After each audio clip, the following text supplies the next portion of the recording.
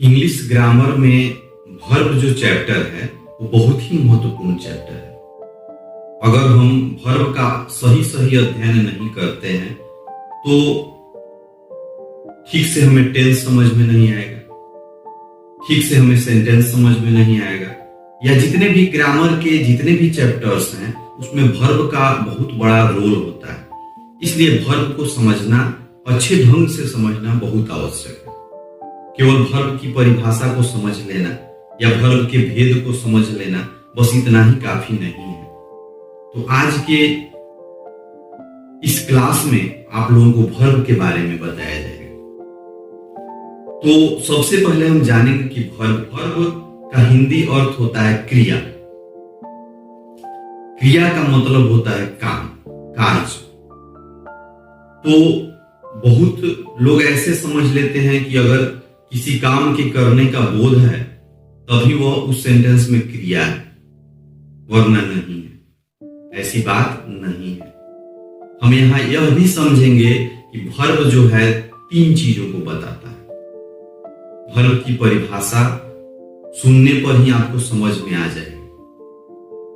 Verb की परिभाषा होती है a verb is a word that denotes an action, state of being और पोसेशन। अर्थात वर्ब जो है वह किसी कार्य के करने, किसी व्यक्ति या वस्तु के होने या अधिकार या संबंध का बोध कराता है। यही वर्ब की परिभाषा है। अर्थात वर्ब तीन चीजों का बोध कराता है। वाक्य को पढ़ने पर अगर पता चलता है कि इस वाक्य में कोई काम हो रहा है तो भी वह उस वाक्य में वर्ब है। अगर वाक्य को पढ़ने से पता चल रहा है कि इस वाक्य में काम तो नहीं हो रहा है लेकिन किसी व्यक्ति या वस्तु के होने का बोध हो रहा है तो उसमें भी वर्ब है।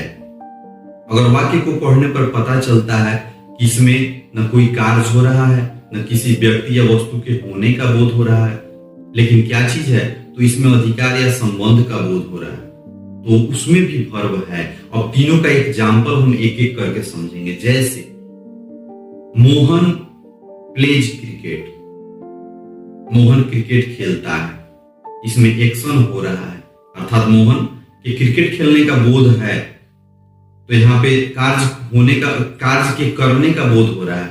इस वजह से इसमें जो है क्रिया है प्लेज, खेलना। दूसरा मोहन इज ए बॉय, इसमें तो कोई काम नहीं हो रहा है। मोहन एक लड़का है, इसमें कोई काम नहीं हो रहा है, लेकिन मोहन के लड़का होने का बोध हो रहा है। दूसरा शर्त क्या था? किसी व्यक्ति या वस्तु के होने का बोध। मोहन एक लड़का है अर्थात मोहन एक लड़का होता है। ठीक है, तो ऐसा भी वाक्य जो होता है इसमें भी वर्ब है इज, जो होने का बोध करा रहा है। और तीसरा वाक्य लेते हैं Mohan has a car, Mohan के पास एक कार है, इसमें बोध हो रहा है अधिकार या संबंध का। मोहन का जो है अधिकार उस कार पे है। ये पोसेसिव जो है सेंटेंस है, पोसेशन का बोध करा रहा है। तो ऐसे भी वाक्य जो होते हैं उसमें भी वर्ब है। मोहन हैज ए कार में हैज वर्ब है जो पोसेशन का बोध कराता है। तो वर्ब तीन चीजों का बोध कराता है। अगर इस तीनों चीजों का अगर सेंटेंस, इन तीनों चीजों को छोड़कर दूसरा कौन चीज का बोध होता है? हर सेंटेंस में तो इन्हीं तीन चीजों का बोध होता है। तो इसका मतलब यही हुआ कि वर्ब जो है वो हर सेंटेंस में होता है।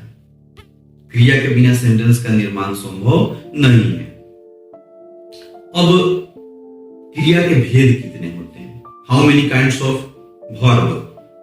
तो क्रिया के दो भेद होते हैं।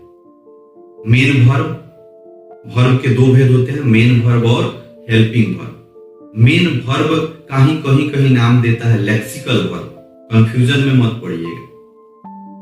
मेन वर्ब का ही कहीं नाम होता है लेक्सिकल वर्ब और दूसरा होता है हेल्पिंग वर्ब, और हेल्पिंग वर्ब का ही नाम होता है एक्सिलियरी वर्ब। दोनों का दो नाम है, इस वजह से कंफ्यूजन में नहीं पड़ना है। तो मेन वर्ब या लेक्सिकल वर्ब। अब मेन वर्ब और लेक्सिकल वर्ब में थोड़ा सा अंतर है, तो हम बाद में बताएंगे क्या अंतर है। सबसे पहले जानेंगे कि मेन वर्ब और हेल्पिंग वर्ब जो है ये क्या होते हैं। मेन वर्ब की परिभाषा होती है the verb that is used mainly in the sentence is called main verb. अर्थात वह वर्ब, वह क्रिया जो वाक्य में मुख्य भूमिका निभाती है। वो मुख्य भूमिका निभाती है, इसलिए उसको हम प्रधान वाक्य अर्थात प्रधान वर्ब अर्थात मेन वर्ब कहते हैं। जैसे एक सेंटेंस लेते हैं, you are going to Patna. You are going to Patna जो सेंटेंस है, इसमें मेन बात क्या हो रहा है? तुम पटना जा रहे हो। मेन बात क्या है? जाना। जाना मुख्य भाव, यहाँ पे जाना का ही माने मुख्य भाव है, जाने का ही बोध हो रहा है। इस वजह से यह जो गोइंग है वर्ब, यह मेन वर्ब है। You are eating a mango, तुम आम खा रहे हो। इसमें खाना, ईट यानी ईटिंग जो इसमें लगा हुआ है, वो ईटिंग मेन वर्ब है। दूसरा है हेल्पिंग वर्ब। तो हेल्पिंग वर्ब जो होते हैं, the verb that helps the main verb to makes a complete sense and it is used for the formation of the tense. यह जो है टेंस के फॉर्मेशन में भी यूज होता है। अलग अलग टेंसों के निर्माण में अलग अलग हेल्पिंग वर्ब का यूज होता है। अर्थात टेंस के निर्माण में भी ये मुख्य भूमिका अदा करता है मेन वर्ब के साथ। तो हेल्पिंग वर्ब जो है वो मेन वर्ब की मदद करते हैं वाक्य में, वैसे इसलिए हम इसे हेल्पिंग वर्ब कहते हैं। अब जैसे हम समझेंगे, जैसे I am reading a story, तो आई एम रीडिंग जो है मेन वर्ब है और एम जो है वो हेल्पिंग वर्ब है। हेल्पिंग वर्ब जो है according to subject and according to tense जो है बदलता रहता है, ये अलग अलग होते रहते हैं। लेकिन मेन वर्ब जो होता है वही रहता है, वो बदलता नहीं है। मेन वर्ब का रूप जो लगेगा वो टेंस के अनुसार मेन वर्ब भी बदल जाता है। तो अब जो है ये है मेन वर्ब और हेल्पिंग वर्ब। आइए ये समझते हैं, एक चीज और इसमें ध्यान देने वाली बात है कि वह हेल्पिंग वर्ब जो वाक्य में अकेला यूज होता है, वह हेल्पिंग वर्ब जिसका प्रयोग हम वाक्य में अकेले करते हैं, कोई मेन वर्ब नहीं है, केवल हेल्पिंग वर्ब लगा हुआ है, तो उस वक्त वहां पे उसे हम हेल्पिंग वर्ब नहीं कहेंगे, उसे हम मेन वर्ब ही कहेंगे। जैसे ही जब हुआ है, इसमें इज जो है वो हेल्पिंग वर्ब तो है, लेकिन यहाँ पे जो है वो मेन वर्ब है। क्यों मेन वर्ब है? क्योंकि इसके साथ कोई हेल्पिंग वर्ब नहीं है, इसके साथ कोई मेन वर्ब नहीं है, और मेन वर्ब नहीं होने के कारण यह इज जो है यहाँ पे मेन वर्ब बन चुका है। हेल्पिंग वर्ब होने के बावजूद ये मेन वर्ब है। और जब ही यह मेन वर्ब होगा तो मेन वर्ब के रूप चलते हैं। जैसे क्रिया के 5 रूप जो होते हैं, वर्ब के 5 रूप होते हैं, तो वे मेन वर्ब के ही रूप होते हैं, हेल्पिंग वर्ब के नहीं होते हैं। लेकिन हेल्पिंग वर्ब ही अगर मेन वर्ब हो जाए तो वहां पे उस हेल्पिंग वर्ब का रूप चलने लगता है। अब रूप की भी हम चर्चा करेंगे कि हेल्पिंग वर्ब जो है कैसे मेन वर्ब में चेंज होता है, और मेन वर्ब में जब चेंज होता है तो उसके कौन कौन से रूप होते हैं, ये हम आगे चर्चा कभी करेंगे। तो कुल मिलाकर के मेन वर्ब और हेल्पिंग वर्ब को हम समझ चुके हैं। अब इसके बाद में मेन वर्ब भी 2 प्रकार के होते हैं। मेन वर्ब भी 2 प्रकार के होते हैं। पहला जो है उसको कहते हैं फाइनाइट वर्ब, और दूसरा है उसको कहते हैं नॉन फाइनाइट वर्ब। ये हुआ एक तरह से वर्गीकरण। इसका वर्गीकरण एक और है। मेन वर्ब के ही 2 पार्ट्स होते हैं, ट्रांजिटिव वर्ब और इंट्रांजिटिव वर्ब। ठीक है, तो ट्रांजिटिव वर्ब और इंट्रांजिटिव वर्ब जो है वो अकॉर्डिंग टू ऑब्जेक्ट होता है, according to the use of object. जबकि फाइनाइट और नॉन फाइनाइट जो वर्ब होता है वो अकॉर्डिंग टू सब्जेक्ट होता है। अब इसको भी हम अलग अलग समझेंगे। There are 2 kinds of main verb according to the use of subject. पहला हुआ फाइनाइट और दूसरा नॉन फाइनाइट। तो फाइनाइट जो वर्ब होता है वो क्या है? वह verb, the main verb that is limited to its subject and tense is called finite verb। यानी वह मेन वर्ब जो अपने सब्जेक्ट और टेंस से सीमित होता है, अर्थात सब्जेक्ट बदलेगा तो वो भी बदल जाएगा, टेंस बदलेगा तो वो भी बदल जाएगा, तो यह है फाइनाइट वर्ब। जैसे Mohan goes to Patna, I go to Patna. ठीक है, यहां पे देखिए Mohan goes to Patna, I go to Patna, दोनों टेंस तो एक ही है, लेकिन सब्जेक्ट के अंतर होने के कारण में एक में गोज है और एक में गो। उसी तरह सब्जेक्ट वही रहेगा, अगर टेंस भी बदल जाएगा तो भी ये बदल जाते हैं। जैसे you are writing a letter, but you have written a letter. You are writing a letter.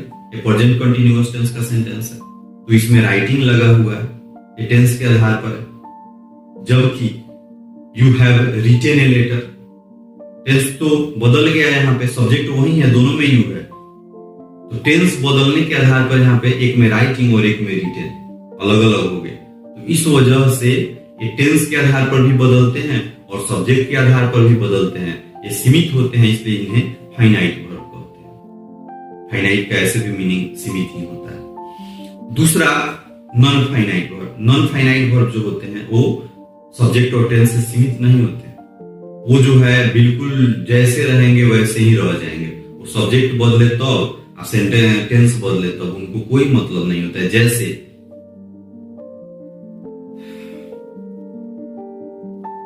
I go to buy a car.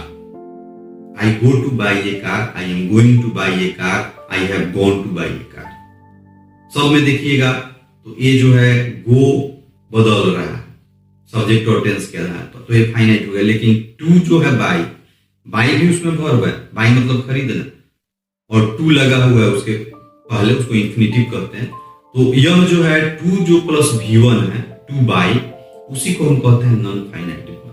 Two by कहीं नहीं बदला है और सब में टू बाई है, और पूरे टेंस में आप प्रयोग करेंगे, पूरे का पूरे टेंस में आप प्रयोग अगर कर देंगे तो टू बाई ही रहेगा, वो बदलेगा नहीं। यही है नॉन फाइनाइट वर्ब। ठीक है, तो हम समझ गए फाइनाइट वर्ब और समझ गए non finite verb according to the subject and tense. अब है according to the object, use of object. There are two kinds of main verb. First is called transitive verb and second is called intransitive verb. तो transitive जो verb होते हैं इसका हिंदी होता है सकर्मक क्रिया, और इंट्रांजिटिव जो वर्ब होते हैं इसका हिंदी होता है अकर्मक क्रिया। तो ये ट्रांजिटिव वर्ब क्या है पहले समझे। ट्रांजिटिव वर्ब की परिभाषा होती है the main verb that requires an object to complete its sense is called transitive verb. अर्थात वह वर्ब जिसे अपने अर्थ की पूर्ति के लिए एक ऑब्जेक्ट की आवश्यकता होती है, उसे हम कहते हैं ट्रांजिटिव वर्ब। ऑब्जेक्ट की आवश्यकता कैसे होती है, जैसे यू सिंग, हम कह के रुक जाते हैं, तो ठीक है यह सेंटेंस तो सही है, तुम गाते हो, लेकिन वो गाने के क्रम में कुछ ना कुछ गाता होगा।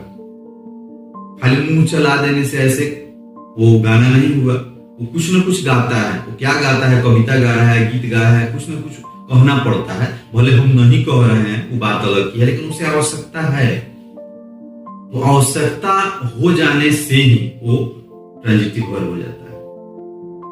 तुम खेलते हो, यू प्ले कहते हैं, तो खेलने के क्रम में कुछ ना कुछ खेला जाता है। तो क्या खेलते हो, चेस खेलते हो, लूडो खेलते हो, क्रिकेट खेलते हो, वॉलीबॉल खेलते हो, बैडमिंटन खेलते हो, तो कोई ना कोई खेल का नाम रखना पड़ेगा तो पूरा हुआ। लेकिन अगर नाम नहीं भी रखा जाता है, तो अगर यू प्ले ही कह देते हैं, फिर भी प्ले अगर कोई पूछे कि कौन सा है, मेन वर्ब तो है लेकिन उसका कौन सा पार्ट है, तो हम कहेंगे कि यह ट्रांजिटिव वर्ब है। क्यों? क्योंकि इसे आवश्यकता है। दूसरा तरीका, एक सिंपल सा तरीका बता देते हैं कि जिस वर्ब में क्या सेट करके देखिए, क्या लगा करके देखिए, अगर क्या सेट हो जाए तो समझेंगे कि यह ट्रांजिटिव वर्ब है। क्या सेट नहीं हो तो समझेंगे इंट्रांजिटिव वर्ब है। जैसे अगर हम कहते हैं कि यू प्ले, खेलना, तुम खेलते हो, क्या खेलते हो, लग जाएगा। यू सिंग, क्या गाते हो, लग जाएगा। यू ईट, तुम खाते हो, क्या खाते हो, क्वेश्चन कर सकते हैं। तो क्या जिस वर्ब में सेट हो जाए वो ट्रांजिटिव वर्ब है, और क्या नहीं सेट हो तो इंट्रांजिटिव वर्ब है। ठीक है, जैसे हम कहते हैं कि तुम हंसते हो, यू लाफ। अब यू लाफ जो कह रहे हैं, इसमें हम अगर पूछेंगे तुम क्या हंसते हो, तो क्या हंसते हो हम क्वेश्चन ऐसा कर ही नहीं सकते हैं, क्या सेट नहीं होगा। वह नाचता ही डांसेस, पूछते हैं कि क्या नाचते हो, क्या नाचना, तो क्या कहेगा, कुछ नहीं कहेगा। क्या नाचा जाता है, नाचा जाता है। तो ऐसे जो वर्ब होते हैं ये है इंट्रांजिटिव वर्ब। इंट्रांजिटिव वर्ब की परिभाषा होती है the main verb that does not require an object to complete its sense is called intransitive verb. यानी वैसा मेन वर्ब जिसे अपने अर्थ की पूर्ति के लिए एक ऑब्जेक्ट की आवश्यकता ही नहीं होती है, उसे हम इंट्रांजिटिव वर्ब कहते हैं। जैसे मुंह ही आ गया, लाफ है हंसना, डांस है खेलना, टहलना।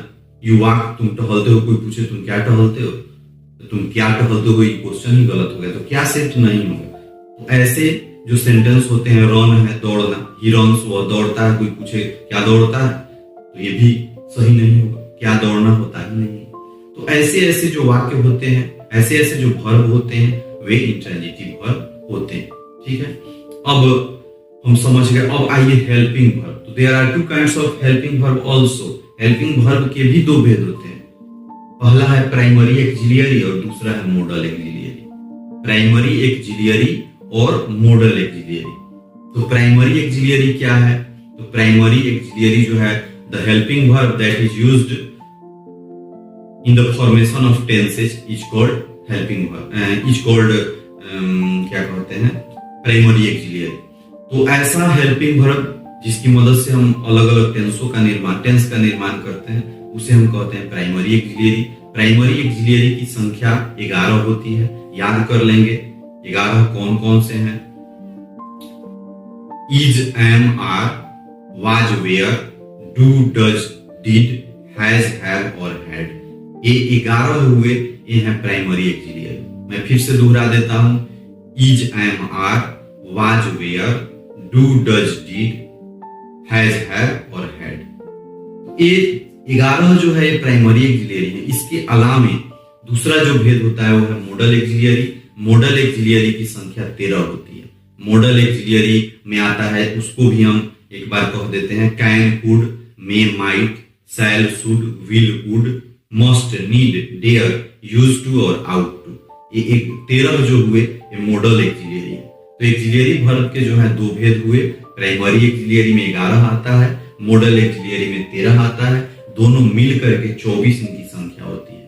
अर्थात पूरे हेल्पिंग वर्ब की संख्या 24 होती है। इसे जरूर याद रखिएगा, पूरे हेल्पिंग वर्ब की संख्या 24 होती है। ठीक है, अब इसके अलावा भी और कुछ भी वर्ब में है जो आगे हम बताएंगे। तब तक के लिए इतना ही।